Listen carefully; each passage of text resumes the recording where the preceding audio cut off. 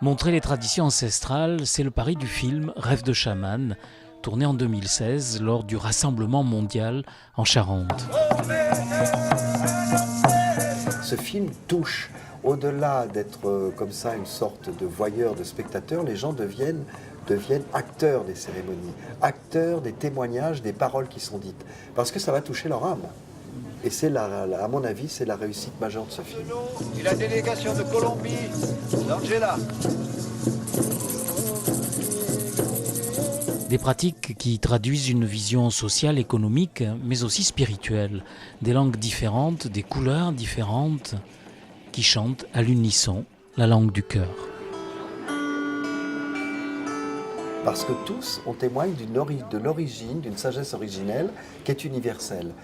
Je vois là, le hasard de la vie fait que j'enseigne à HEC, qui est une haute école en France, haute école commerciale. Bon, j'enseigne, 5-6 jours par an, on me convie pour que je témoigne des traditions ancestrales. Ce sont des gens très sérieux, j'enseigne pas aux étudiants, mais aux cadres supérieurs d'entreprise, aux DRH.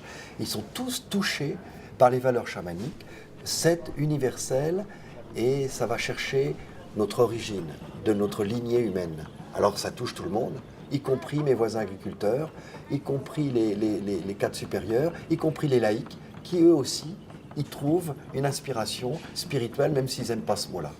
Le parcours de vie de Christiane Balance est toujours traduit en images. Elle partage ici une émotion, celle de la parole et de la connaissance brute, portée par des guetteurs sans impatience, que sont les chamans.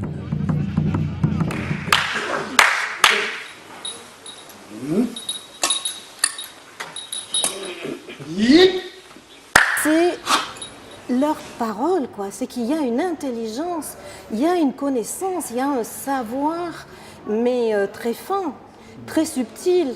Il y a un chaman qui vient du Mexique et qui me dit, mais nous, la physique quantique, on la connaît depuis des milliers d'années et on la pratique. C'est-à-dire qu'on peut être ici et là-bas et ça ne nous pose pas de problème.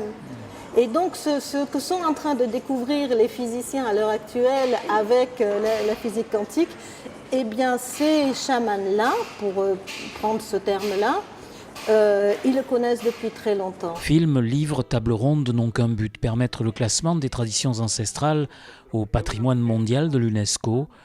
Pour Patrick Daquet, c'est une nécessité. Les traditions ancestrales de notre humanité doivent être classées patrimoine immatériel de notre humanité. Pourquoi ?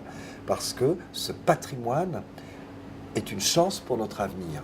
Ce n'est pas un musée, ce n'est pas une vieillerie dans une vitrine, c'est que ça va nous permettre de retrouver des valeurs qu'on a complètement oubliées, qui sont des valeurs de naturel, de simplicité, d'ordinarité. Il n'y a pas de hiérarchie dans les structures traditionnelles.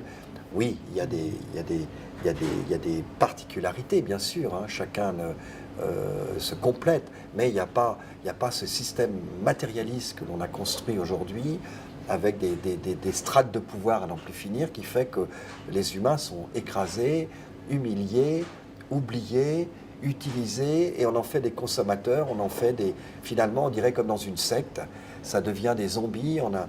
Les traditions ancestrales sont là pour réveiller les gens.